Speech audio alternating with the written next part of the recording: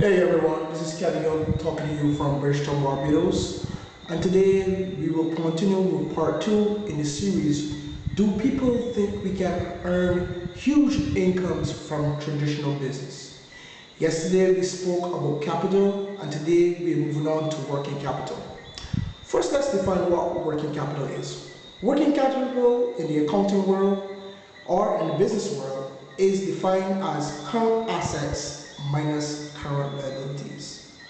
Basically, what we mean by that is we want to actually see if the assets or the short-term assets, as you may see, which are like cash, which are like accounts receivable, inventory, if these things are able to generate sufficient cash in the business in a short-term basis to be able to cover the short-term liabilities like creditors, etc.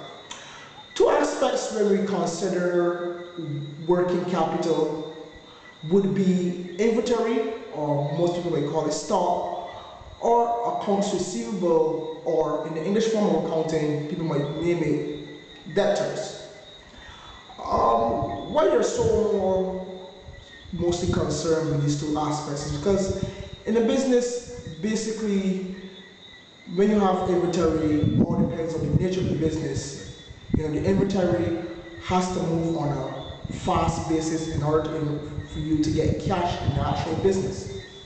What happens in some businesses is that stock may become obsolete, and as a result of this, you're unable to generate any sort of income or any sort of revenues in the actual business, which will lead or be able to be used in order to cover the obligations of the business.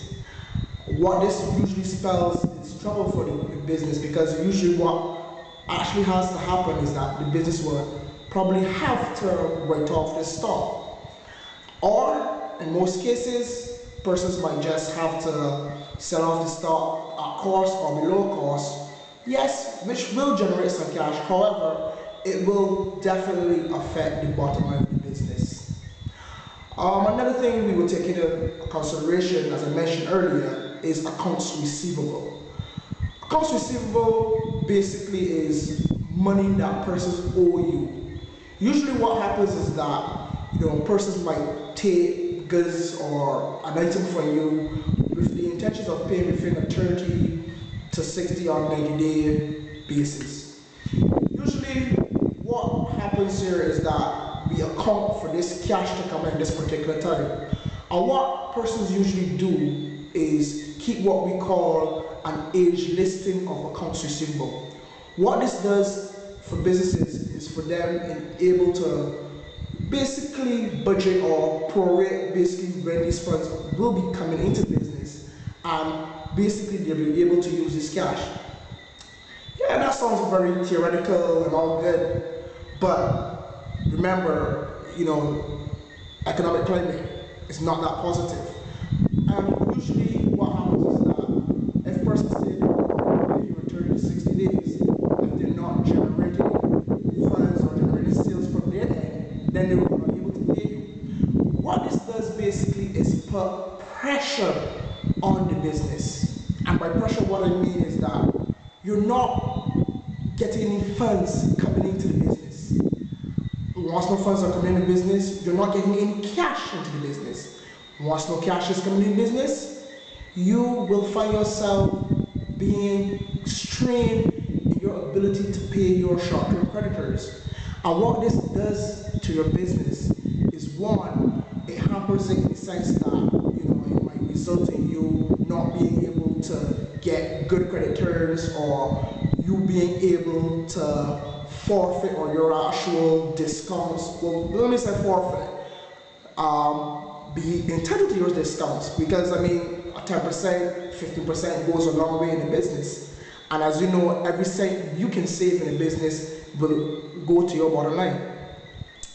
So what this actually does then is, basically apply pressure to you, because then no one wants to offer you credit terms, because hey, if you're not paying on time, you're obviously affecting that person's business, and at the same time you're affecting your business, because hey, you can't get any sort of credit terms, and basically you would have to probably pay cash for everything you want, which again puts more strain on your cash flow.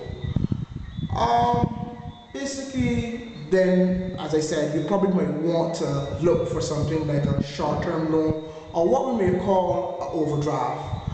Basically, what this does is offer you some sort of short-term assistance. But again, numerous banks, once you do overdrafts, what they tend to do is secure your overdraft by doing linkage between your accounts receivable. So also they expect these actual accounts receivable to come in to generate the cash, which will assist you in reducing this overdraft limit.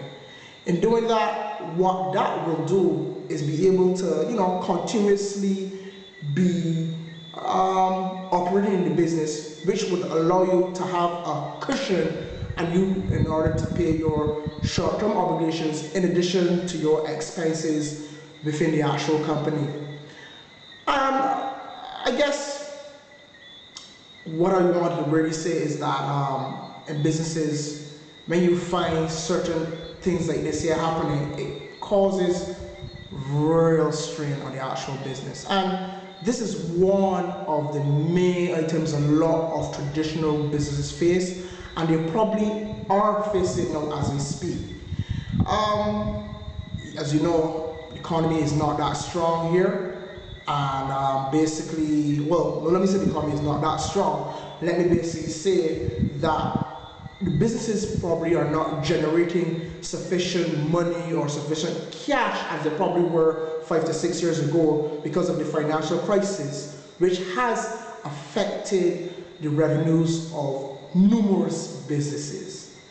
So, in summary, working capital will definitely play a vital role in business, because without any sort of ability to pay any short-term obligations, it could also lead to closure of your business, which, as you know, is a major downfall. So again, why would we want to do a traditional business? And why our expectations would be, we think we can earn huge incomes. Come on, guys. I just give you the answer. Non-traditional businesses, hey, I don't think you need any working capital. You are the person who can determine your destiny by looking to generate that income in order, basically, to secure your revenues. You won't need any working capital. So, again, why go through the hassle of having a traditional business? Well, that's it for today. Tomorrow, we probably will go into security, and I look forward to explaining this in part 3 of the presentation. Thank you.